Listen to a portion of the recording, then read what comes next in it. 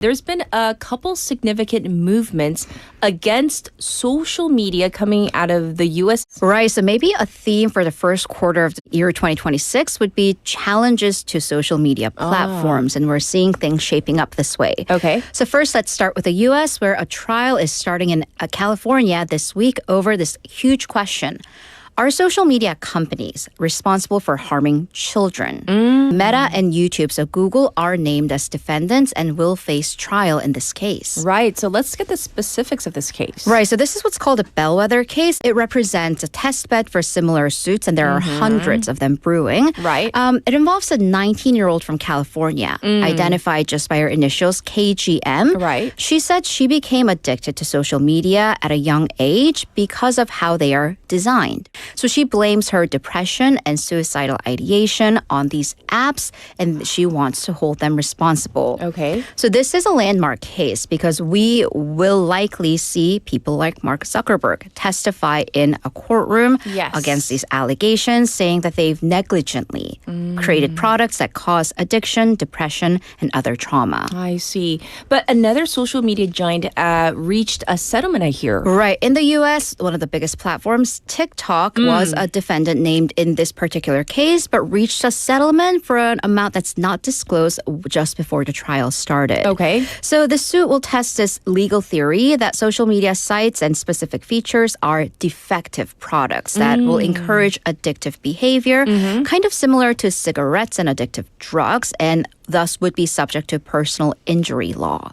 There's been this viral post, and that was at least a week ago from this famous cafe in Gangwon. I thought about bringing this in, but there's a bigger story to it now. So this customer went to this cafe, ordered, sat down, and she said because it's been so cold and dry, her hands were chapped. So she put on a bit of lotion, hand lotion. I do that all the time, though. We all do that. Right. Oh, I so should dry. do that more. My hands are chapped. And there was static electricity going on.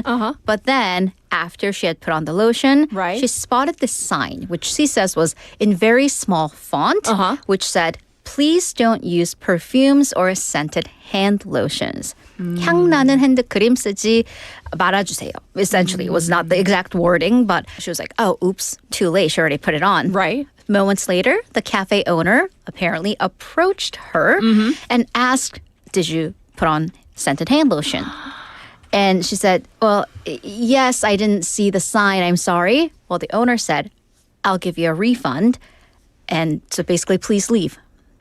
We won't serve you." It was the message. He just, apparently direct quote said he'll give her a refund. And they said they cannot accept anything that, quote, gets in the way of the coffee's aroma.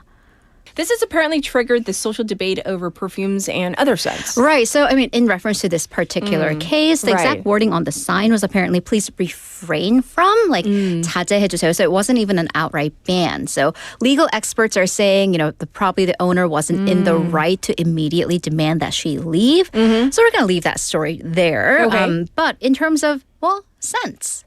Smells. What are your thoughts? Because I have sat near a very heavily perfumed person, on the subway, enclosed spaces. In the elevator. Right. And then especially in the winter, I actually tend to not wear scents in the winter because the heater really makes that smell circulate more. Okay. And then we also had this whole debate over, post-cigarette, post-smoking, walking into the elevator. By the way, our apartment now not imposes but suggests a rule that you walk for 20 minutes after you smoke. I'm like, seriously? 20분이요? I don't smoke, but I'm like, in negative whatever degrees weather. I'm like, oh, wow.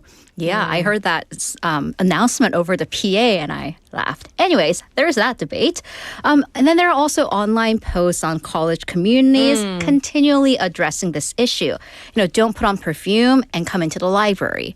Again, an enclosed space, there isn't much ventilation. Okay. Complaints usually have to do with places where the perfume smell can mix with other smells, be it cafes, restaurants, and enclosed spaces like elevators, offices, public transportation. Okay. According to a civic group, 환경정의, so environmental justice survey from May of 2024, that was over 1,000 people, a little over half, 51%, experienced physical discomfort from smells or scents in public places. Oh, interesting. But can you actually ban perfumes or other scents from specific businesses or locations is the big question. Well, not legally banned, but you can from a public health perspective. You can propose that you don't use them because this might be more of like a beauty issue, cosmetic issue from our perspective, but it is also a public health issue.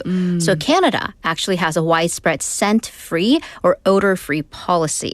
So according to the Canadian Centre for Occupational Health and Safety, so we're talking workplace safety, exposure to ingredients or chemicals in scented products can cause headache, nausea, insomnia, skin irritation, and even upper respiratory symptoms, and much more. So the safety authorities say that environmental sensitivity is a medical condition. That's true, especially if you have things like eczema, atopy. I do understand that you're really supposed to use like scent-free products and detergent. And it is recognized as a disability in certain extents. And therefore, it advises employers to build these concepts into workplace standards. Interesting. Wow, changing times. It's a type of affirmative action where students from non-capital regions will receive scholarships to go to med school, but be required to serve in that community for a certain amount of time. And this may change the whole med school admissions game. So, I mean, it is a complicated game to begin with, and now that may include some moves. So, students who live near regional medical schools and have gone to middle and high schools in non-capital areas or some less populous regions of Gyeonggi or Incheon will qualify for this program. Okay. And apparently, some parents are willing to move to give their kids a chance or boost in getting into med school under the system. So private education consultants are saying that they've already received multiple inquiries about this strategic move because if you look at cities like Namyangju or Guri, they're still close enough to the very crowded Hagwon districts in Seoul, but the students can still benefit from this so-called regional doctor system. I see. And you have numbers that boost this theory. Alrighty, so Jongno Hagwon conducted a survey among 975 middle and high school students and their parents. Almost 70%, 69.8% said they expect an increase in students to these regional medical school areas, and 60% said they themselves would be willing to move to these regions.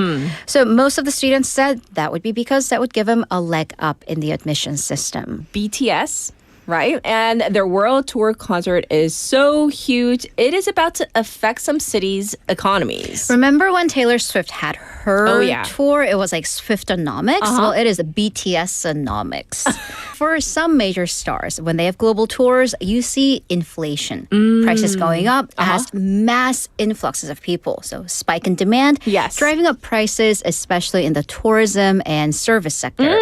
They are going to go on their world tour, Arirang. So Big Hit Music cited Hotels.com data and said that searches for inbound flights to Seoul increased on that platform by 155%. And that is in that 48-hour window after the BTS tour was announced. And then for Busan, where there's a concert happening this June, uptick of 375% in searches. And I am afraid for myself for that weekend. So I'm like, should I leave town?